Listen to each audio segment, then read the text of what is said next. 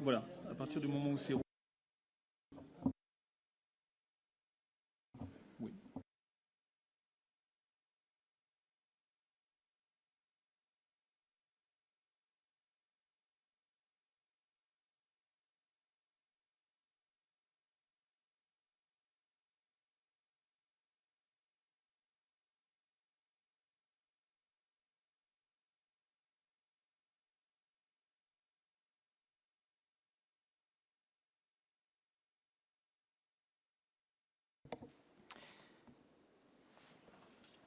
Bien. Monsieur le rapporteur, mes chers collègues, mesdames et messieurs les journalistes, mesdames et messieurs qui nous suivez par écran interposé, je me réjouis de vous retrouver pour cette première audition de la journée, une audition particulièrement attendue et qui intervient dans un contexte particulier sur lequel je reviendrai. Je me réjouis d'accueillir cet après-midi au sein de notre commission monsieur Nagui Pham. Nagui, permettez-moi de vous appeler ainsi. Je ne le fais pas par familiarité excessive ni par irrévérence, mais simplement parce que c'est sous ce nom que les Français vous connaissent.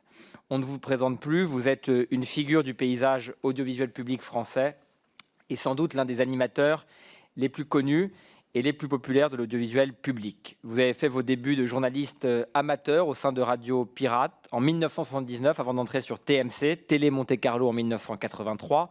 En 1987, vous arrivez sur M6, puis vous travaillez également à RTL avant de connaître la célébrité, ou en tout cas une notoriété naissante en animant le jeu Que le meilleur gagne sur la 5 à partir de 1991, puis sur Antenne 2, l'émission ayant été reprise par cette dernière. En 1993, vous fondez votre boîte de production, votre société de production, Air Production, avec laquelle vous produisez une émission phare en matière musicale, Taratata.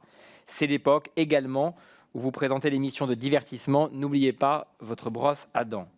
Vous partez ensuite sur TF1, puis le temps d'une année, vous présentez Nulle part ailleurs sur Canal+. En 2001, vous revenez sur le service public, reprenant Taratata à partir de 2005, lançant et produisant l'émission Tout le monde veut prendre sa place à partir de 2006.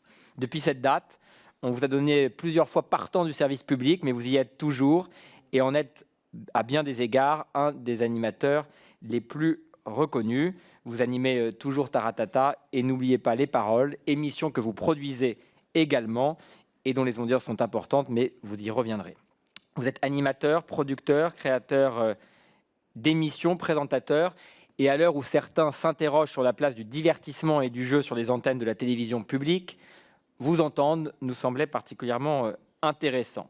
Mais vous êtes également un animateur-producteur, c'est-à-dire que vous produisez les émissions que vous animez. Vous avez fondé votre société de production Air Production, que vous avez vendue en octobre 2008 au groupe Banijay, où vous occupez aujourd'hui des fonctions importantes. Cette situation, et vous le savez, des animateurs-producteurs avait donné lieu à des rapports parlementaires, à différents rapports, notamment celui d'Alain Grillot-Terray, le rapport Bloch-Lenné, qui avait notamment à l'époque souligné la faiblesse des informations délivrées par les conseils d'administration de France Télévisions sur la situation des animateurs producteurs. Votre entreprise de production Air Production, je l'ai dit, produit un certain nombre d'émissions pour l'audiovisuel public. On voit dans la Data Room, qui est cette fameuse plateforme numérique sur laquelle France Télévisions a transmis aux rapporteurs des informations, que Taratata est produit par la société Banijay Production Média. Peut-être que vous pourrez nous expliquer, dont vous êtes le président, la manière dont s'articulent aujourd'hui les productions dont vous avez la charge et le statut que vous occupez au sein de Banijay Média. Mais je l'ai dit, et j'en terminerai là, je souligne d'emblée que le contexte dans lequel s'inscrit votre audition fera, et c'est certain, donnera lieu à des échanges nourris. Ce n'est pas un secret, mais le rapporteur ici présent a le dimanche 21 septembre 2025, dans l'émission Les Incorruptibles, déclaré « Je vais parler au conditionnel, que Nagui est la personne sur les 10 dernières années en France qui s'est le plus enrichi sur l'argent public, plus que n'importe quel patron d'entreprise publique, plus que n'importe quel ministre, plus que n'importe quel président de la République, n'importe quel haut fonctionnaire. » Vous-même, Nagui, avez réagi à ces propos en donnant rendez-vous à notre rapporteur au tribunal. Et il se trouve qu'avant-hier, lundi 30 mars, vous avez officiellement porté plainte contre X pour cyberharcèlement, prenant la forme d'injures, de menaces ou d'incitation à porter atteinte à votre intégrité physique ou psychiques. Comme président de cette commission d'enquête, je suis le garant de la sérénité, de la clarté de nos débats, mais aussi de la transparence que nous devons faire dans cette commission d'enquête. Et je souhaite que chacun ici, quelle que soit sa place, puisse faire preuve dans cette audition de modération et que nos échanges, aussi nourris et vigoureux soient-ils, puissent rester courtois et empreints de retenue. Une commission d'enquête, et j'en termine, si elle doit faire la transparence, et le rapporteur a raison de me le souffler à l'oreille, ne doit pas être une scène de théâtre, ni un procès individuel, et encore moins un tribunal politique et médiatique. Nous sommes ici pour comprendre, pour identifier le cas échéant des manquements et des dysfonctionnements, mais certainement pas pour jeter le discrédit ou désigner à la vindicte publique l'un de nos concitoyens. Je vous demande donc, ainsi qu'à l'ensemble des députés membres de cette commission d'enquête, à vous, monsieur le rapporteur, et à vous, monsieur Pham, Nagui, de faire preuve dans nos échanges de toute la dignité que requièrent nos travaux. Avant de vous céder la parole, Nagui, pour monsieur Pham, on verra, on alternera la manière dont je m'adresse à vous, mais je vais vous demander de nous déclarer tout autre intérêt public ou privé de nature à influencer vos déclarations. Et je vous rappelle que l'article 6 de l'ordonnance du 17 novembre 1958, relative au fonctionnement des assemblées parlementaires, impose aux personnes auditionnées par une commission d'enquête de prêter serment, de dire la vérité, rien que la vérité, toute la vérité. Je vais donc vous demander de lever la main droite et de dire « je le jure ». Je le jure. Merci. Et je vous cède la parole pour un propos liminaire de 10 minutes. Merci, Monsieur le Président. Bonjour, Mesdames. Bonjour, Messieurs. Je vais revenir sur 2-3 points, Monsieur le Président, si vous le permettez, pour les éclaircir. Alors, je tiens d'abord à vous remercier pour cette convocation, pour être extrêmement clair. Et accordez-moi, Monsieur le Président, que je n'ai jamais été convoqué avant cette date. Vos services m'ont contacté, on a échangé des dates et c'est aujourd'hui que ça tombe. C'est pas un poisson d'avril, mais certaines personnes relativement bas du front me prêtaient du mépris pour votre travail, ce qui est loin d'être le cas. Et je suis vraiment honoré d'être dans ces murs, comme chaque fois, en venant, que ce soit ici ou au Palais Bourbon. Parce que la dernière fois que j'étais venu, c'était pour lire, au Palais Bourbon, pour lire des lettres de mamans d'enfants victimes d'inceste pour l'association Incesticide. Et malheureusement, il y avait moins de députés présents ce jour-là pour entendre ces lettres qu'aujourd'hui. Bon, en tout cas, je suis ravi de venir devant votre commission, vous dire en effet la vérité, toute la vérité sur mon parcours, sur mes liens avec le service public. Cette commission d'enquête sur l'audiovisuel public a débuté son travail, arrêtez-moi si je me trompe, fin novembre 2025. Et en effet, vous, Monsieur Charles-Henri Aloncle, vous en êtes le rapporteur. Alors pour moi, j'ai cherché étymologiquement ce que voulait dire rapporteur. Ça voulait dire faire des investigations et ensuite faire un rapport. Bon, visiblement, je me suis trompé, car pour ce qui était de mon cas, vous avez plutôt commencé votre travail par la fin. D'abord le jugement et ensuite l'audience d'aujourd'hui. J'en ai pour preuve, et Monsieur le Président, vous l'avez rappelé, mi-décembre, donc 2 semaines après les premières auditions de cette commission, dans une interview donnée au site Incorrectible, je précise incorrectible, j'articule bien parce que le mot n'est pas français, j'aime beaucoup la langue française. Vous avez démarré en disant, enfin du moins l'employé a démarré en disant, et en s'excusant d'ailleurs, je le cite, « On ne vous connaissait pas, Monsieur Aloncle, et depuis 2 semaines, vous êtes sur le devant de la scène », pour autant que je me souvienne de ces propos. Et pardon, et au lieu d'être vexé par cette méconnaissance de votre parcours politique, ben vous êtes ravi, vous souriez. Vous dites même, je vous cite, « Nous allons recevoir Léa Salamé, Élise Lucet, Xavier Niel et Nagui. Bref, un beau panel. » Alors, textuellement, un beau panel, vous le dites un peu comme d'ailleurs on le fait nous dans notre métier de présentateur, comme on déroule un sommaire pour attirer le chaland, fier d'un coup médiatique, persuadé de faire de l'audimat et peut-être d'être encore plus dans la lumière. Alors il y a eu beaucoup d'humour dans cette interview, il faut le reconnaître, puisque vous dites ne pas vouloir transformer cette commission en scène politique et vous précisez vouloir faire les choses dans l'ordre. Pas de chance pour moi, c'est plutôt dans le désordre, sans que vous n'ayez lu le moindre contrat me concernant, sans m'avoir posé la moindre question, sans qu'on se soit jamais rencontré, ou arrêtez-moi là aussi si je me trompe, peut-être en ayant lu quelques articles à charge, vous dites « Je vais m'intéresser à ces sociétés qui détournent de mon point de vue une bonne partie des 4 milliards de l'argent des Français. » Je continue de vous citer « Je soupçonne Nagui de dérives scandaleuses par centaines de millions depuis des années. » Vous dites encore, et le Monsieur le Président l'a rappelé, que je suis la personne qui s'est le plus enrichie sur l'argent public devant n'importe quel patron d'entreprise publique ou ministre. Et vous dites, j'ai cette intuition. J'ai cette intuition. Alors, je ne sais pas à quoi vous vous attendiez, monsieur Charles-Henri Aloncle, en me jetant en pâture comme ça, sans aucune preuve, à part votre intuition, à la suite de vos différentes... Pardon ? On va... Monsieur...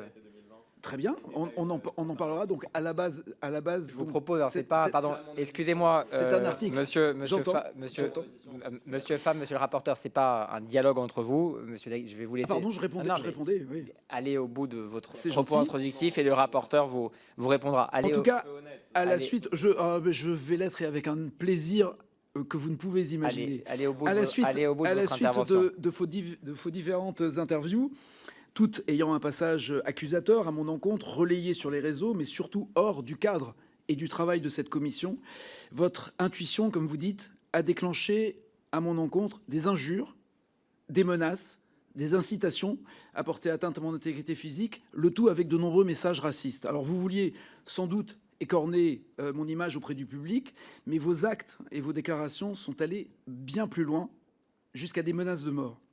C'est la raison pour laquelle, en effet, j'ai déposé une plainte j'ai déposé une plainte il y a un mois. Ben, c'est la vérité, monsieur. Non, attendez, on va être précis. Non, monsieur le... Je parle pas de vous. Non. Je parle pas attention, de vous. on va être... Ah non, monsieur... je parle pas de vous. Et... Laissez-moi poursuivre. J'ai déposé une plainte il y a un mois et demi et pas la semaine dernière. Allez au bout de votre intervention, mais s'il vous plaît, je vous le redis ici, et je suis moi le garant quand même à la fois de la dignité et de la sérénité de notre débat. Mais je suis très serein et je le dis très calmement. La plainte a été déposée il y a un mois et demi et pas donc la semaine dernière. C'est une plainte contre X, monsieur. S'il vous plaît, monsieur le rapporteur, s'il vous plaît, une petite seconde. On est là pour mener un travail, et je vais vous laisser terminer, monsieur Pham, il vous reste quelques minutes. C'est gentil. On est là, effectivement, je comprends que vous répondiez effectivement aux déclarations du rapporteur. Je vous propose de ne pas entrer tous les deux dans un dialogue. Monsieur le rapporteur vous répondra. Il a d'ailleurs beaucoup de questions à vous poser. Bien sûr. Je vous laisse aller au bout. Je vous laisse aller.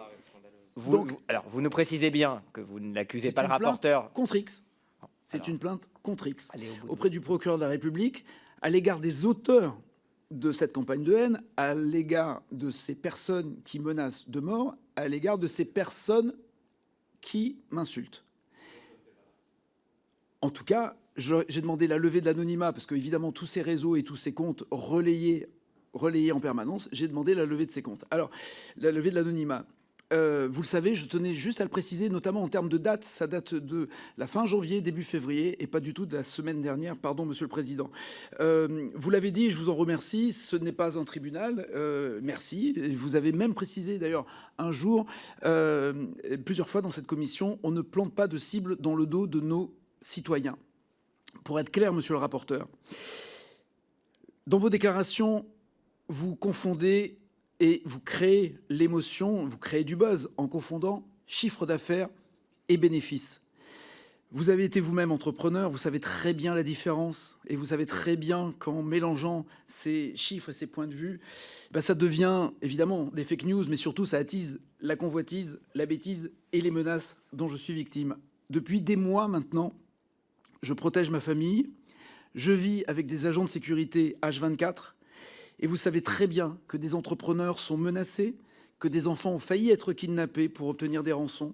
C'est évidemment pour toutes ces raisons que j'ai envie de clarifier les accusations que vous diffusez et répétez à l'envi, encore hier, malgré les réponses que vous avez déjà obtenues ici.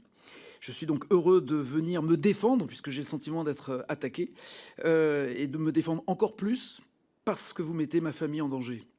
Alors comme l'ont fait, et il ne me reste pas beaucoup de temps, mais je crois qu'on a 3 heures, Monsieur le Président, je ne suis pas sûr de tenir les 10 minutes.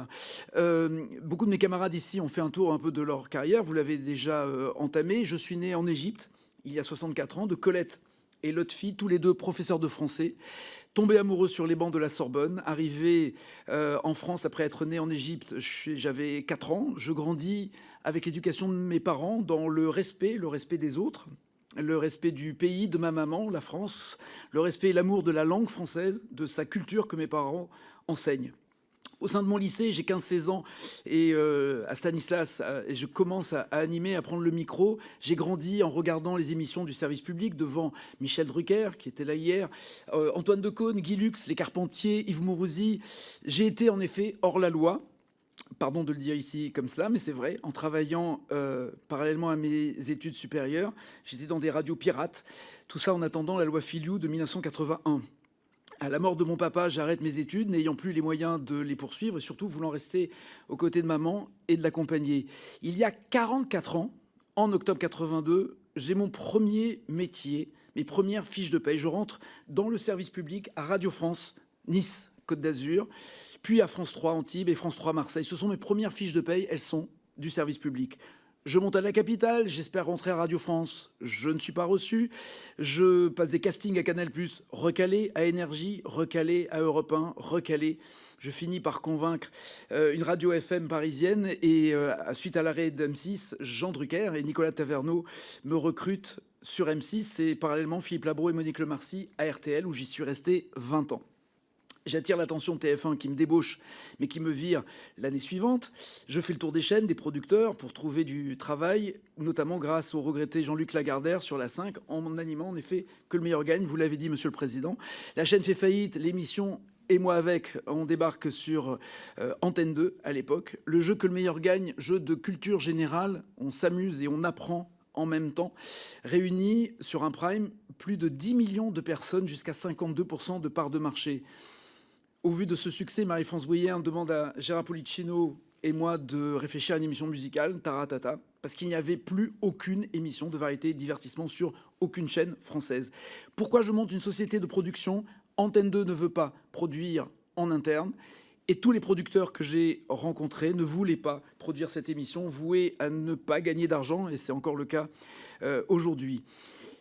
Arrivent des brosses à dents, arrivent des émissions qui fonctionnent, d'autres pas. Je comprends très vite le mécanisme de la télévision. C'est marche ou crève. L'émission fonctionne, on vous en recommande. Elle ne fonctionne pas, eh bien c'est crève. Et c'est ce qui s'est passé. Canal+, je suis viré sans indemnité. En 2001, Michel Cotta me tend la main pour une émission sur France 2. Je suis à nouveau écarté de l'antenne. On propose un format en coproduction, un format anglais avec Franck Marty, à nouveau un échec. 2003, Le Coffre, ça fonctionne plutôt bien, mais c'est arrêté. 2004, c'est le retour d'Interville. Et 2004, on me propose d'animer, de co-animer le Téléthon. Et ce, bénévolement, je le fais avec fierté depuis ces années-là. 2004, 2005, 2006, il se passe strictement rien. J'insiste là-dessus parce que... conclure en une minute. Lorsque... non, ça va pas être possible, Monsieur le Président. Ah, avec si, tout le respect que je vous dois. Je vous assure que ça sera possible. Je vais parler beaucoup plus vite. Je vous laisserai, pourquoi je parle... Il y a beaucoup de questions et je vous laisserai après répondre. Mais peut-être que je vais même donner des réponses à vos questions avant. Non, mais attendez, pardon, attendez. Je comprends que vous soyez vif. Il y a eu des accusations qui ont été portées contre vous. Vous avez envie d'y répondre. Non, j'essaye d'être rapide. Non, mais je vous dis, le propos liminaire, il est 10 minutes pour vous, comme pour n'importe quelle personne auditionnée. Je vais vous laisser conclure parce que, effectivement, il y a eu des interruptions. J'ai moi-même pris la parole et on vous a coupé dans votre propos introductif. Je vais vous laisser conclure. Je vous laisse encore 1 minute 30 et puis ensuite, je donnerai la parole au rapporteur et vous aurez l'occasion d'échanger avec lui directement et de compléter vos réponses. Je voulais simplement vous dire que j'ai eu énormément d'échecs, parce que vous avez la gentillesse de rappeler les succès, mais beaucoup d'échecs. Que ce soit le numéro gagnant, encore plus libre, ça va être votre fête, il y en aura pour tout le monde, énormément d'échecs. Eh bien, je les aime, ces échecs, parce que j'ai tout appris avec eux. Ils sont plus nombreux d'ailleurs que nos succès. Ils rendent les succès encore plus magiques. Ils poussent au travail, à l'abnégation, aux efforts, aux remises en cause. Chaque émission est un drame humain dès qu'elle est arrêtée, un drame social, un drame économique, mais il faut savoir tomber et se relever tant qu'à faire, une fois de plus. Churchill disait le succès, c'est d'aller d'échec en échec sans perdre son enthousiasme. Je l'ai toujours, cet enthousiasme, mais avec ces échecs, eh bien, pas de dédit, pas de parachute doré, pas de rendez-vous, pas de téléphone qui sonne, des questions où on se demande si on dépose ou pas le bilan. Et pour préciser ce que vous avez dit tout à l'heure, je n'ai pas vendu ma société, mais ça a été un échange de parts et d'actions entre Airprod et Banijé pour en effet rejoindre pour moi l'un des meilleurs producteurs, en l'occurrence Stéphane Courby, que vous avez reçu dans cette assemblée. Je tiens juste à préciser que le seul salaire que je reçoive du service public est de Radio France. Pour le reste, je suis salarié de Banijé, pas de France Télévisions, parce que, encore une fois, nous livrons des émissions, et comme je l'ai précisé dans ma réponse à monsieur le rapporteur, il ne faut pas confondre empocher et embaucher. Merci beaucoup. Je vais céder la parole au rapporteur pour qu'il puisse sans doute vous répondre et ensuite vous poser des questions.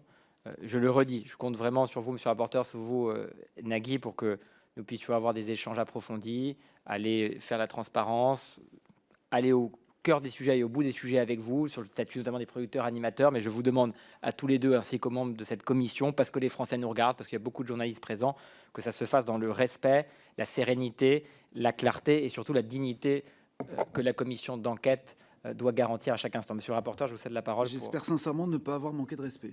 C'est pas ce que j'ai dit, mais je suis vigilant pour l'avenir.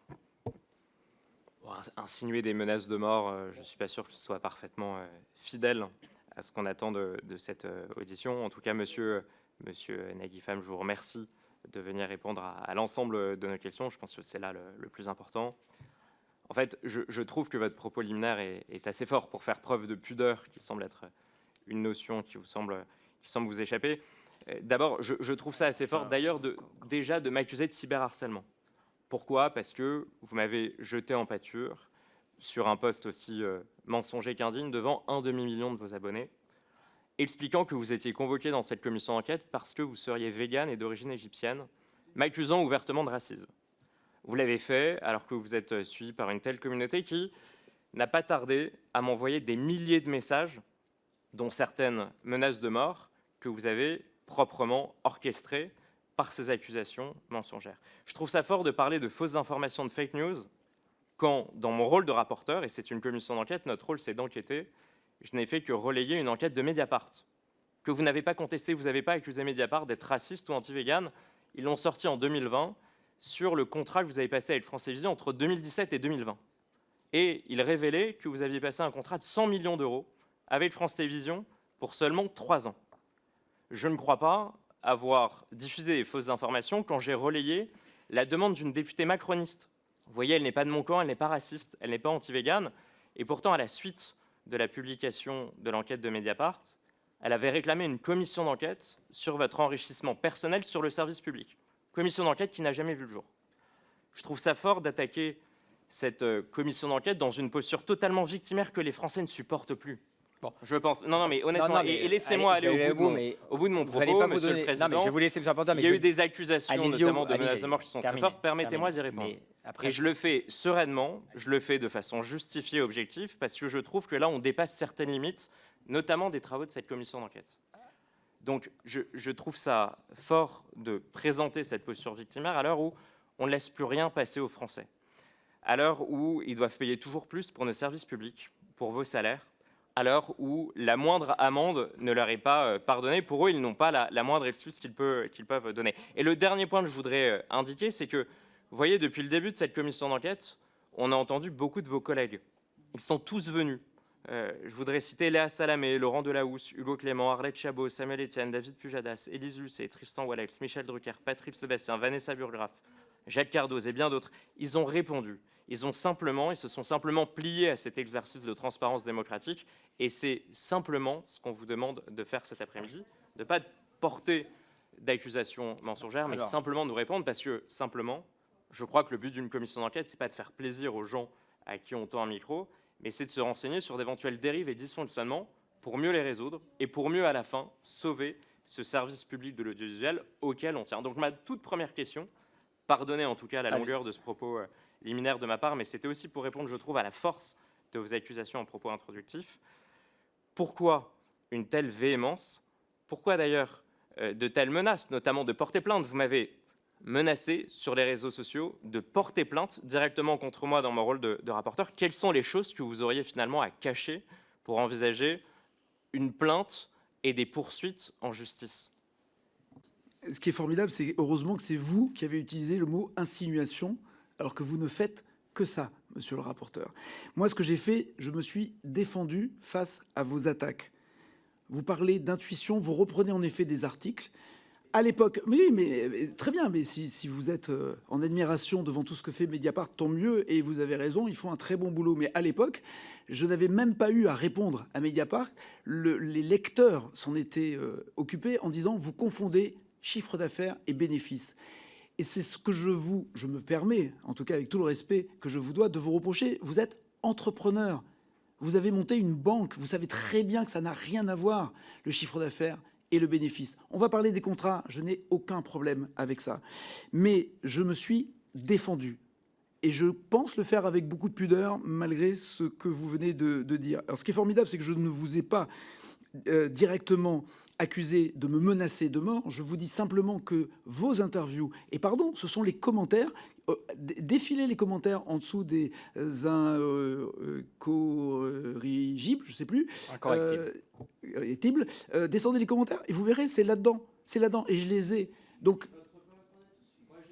mais pardon, monsieur le rapporteur, je n'ai pas l'habitude. Mais d'accord, mais monsieur le rapporteur, monsieur Pham, une petite seconde. Je crois que les Français. Non mais monsieur le président. Pardon, excusez-moi, je vais quand même aller au bout. De menaces de mort suite au poste. Merci monsieur Allon. De Nagui. Je pense qu'il faut aussi le dire. Monsieur Allon, un poste qui a été vu par un demi-million de personnes. On est tous menacés. Qui m'accusent de façon insigneuse d'auditionner monsieur Nagui simplement parce qu'il est d'origine égyptienne et végane. Ça m'a valu des milliers de menaces de mort. Attendez, vous permettez. Je voudrais pas simplement qu'on soit dans je voudrais qu'on réponde aux questions et qu'on arrête d'accuser. Monsieur le rapporteur, monsieur Pham, monsieur le rapporteur, pardon, il y a un président de cette commission d'enquête, c'est moi. D'accord? Donc vous allez me laisser terminer calmement et sereinement. On est tous menacés dans cette commission d'enquête. L'ensemble des parlementaires sont menacés. Vous avez été menacés. On ne va pas jouer à qui est le plus menacé. Malheureusement, on vit à l'ère du soupçon généralisé, à l'ère de la suspicion, à l'ère des attaques calomnieuses. Monsieur le rapporteur le sait. Quand il avait indiqué de manière calomnieuse que j'aurais pu éventuellement avoir des liens avec Mediawan, j'ai été moi-même victime de dizaines et de dizaines de milliers de commentaires et d'attaques. Le rapporteur lui-même a été victime de menaces. Les députés présents, vous aussi. Je propose, et je le dis très calmement, je pense que votre règlement de compte n'intéresse pas les Français. Et je le dis à tous les deux. Le rapporteur a parlé des Français. Non, mais je pense que de savoir qui a commencé, qui a fait le tweet, le premier tweet, la réponse du tweet, la première émission, ça n'intéresse personne. Le rapporteur a beaucoup de questions, des questions importantes.